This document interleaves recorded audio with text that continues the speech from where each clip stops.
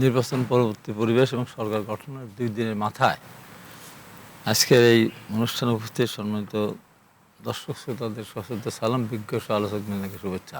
জি, আসলে সংবিধান সংস্কার পরিষদের শপথ নেওয়ার ক্ষেত্রে এনসিপি এবং জামাত ইসলামের পক্ষ থেকে নেওয়া হয়েছে, বিএনপির পক্ষ থেকে নেওয়া হয়নি। এটাই নিয়ে তো জি,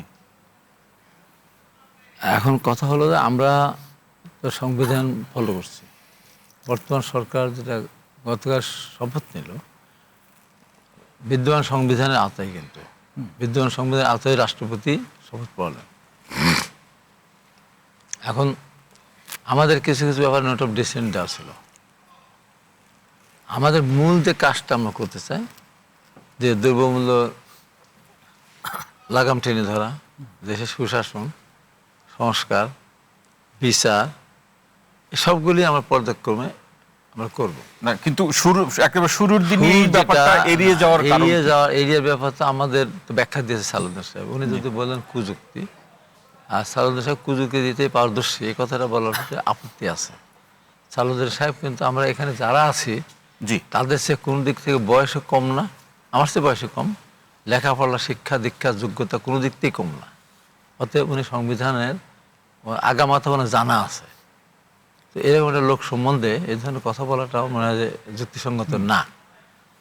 আমাদের সরকার অবশ্যই জুলাই আন্দোলনের সেই জুলাই সনদকে অবশ্যই সম্মান করবে।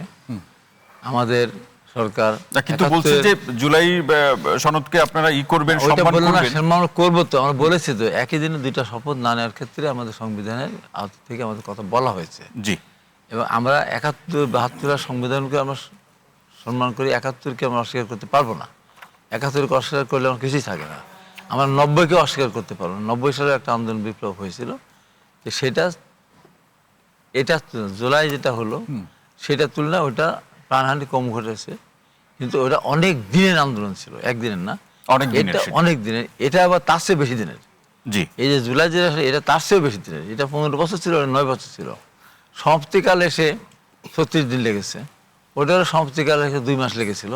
তো 10ই অক্টোবর 2000 লাস্ট নিয়ে যখন আমি ঢাকা বিষয়ে শপথ নিলাম, আমরা শপথ নিলাম, নিয়ে আসলাম লাস্টটা, তখন থেকে 2 মাসের মাথায় গিয়েছিল। তার মানে 2 মাসে শেষ হয়েছিল, শুরু হয়েছিল সেই 1982। আপনি বলছেন যে সদিচ্ছার কোনো ঘাটতি নেই, সেটি আমাদের সদিচ্ছার কোনো ঘাটতি নেই, যে কারণে আমাদের বর্তমান প্রধানমন্ত্রী মানে শপথ নেওয়ার আগে কিন্তু সবার সঙ্গে দেখা করেছেন। যে আমাদের আমির বাসায় গেছেন, তারপর নাইজ ইসলামের বাসায় গিয়েছেন, মাহমুদুর রহমানের সাথেও কথা বলেছেন, চরমনায়ের পীরের বাসায় উনি গিয়েছেন। কিন্তু এটা বাংলাদেশের একটা নতুন সংস্কৃতি, এই সংস্কৃতি কিন্তু ইতিমধ্যে ছিল না। এবং উনি দীর্ঘ 17.5 বছর পর দেশে ফিরে এসেছেন, পৃথিবীর ইতিহাসে সবচেয়ে বড় একটা সম্বর্ধনার মধ্যে এসেছেন। এসে মাত্র 17 মিনিট বক্তব্য রেখেছেন। সে কিন্তু প্রতিহিংসা, বিরাগ, ভাজন, তারপর অত্যাচার, নির্যাতনের কাহিনী উনি তা না করে উনিকে 24কে স্মরণ করেছেন, 90কে স্মরণ করেছেন, 71কে স্মরণ করেছেন।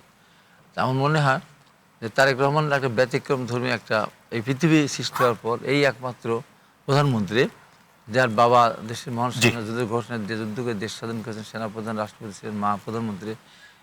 মা প্রধানমন্ত্রী, বাবা সেনাপ্রধান, রাষ্ট্রপতি, তার সন্তান এ পর্যন্ত কিন্তু আসেনি।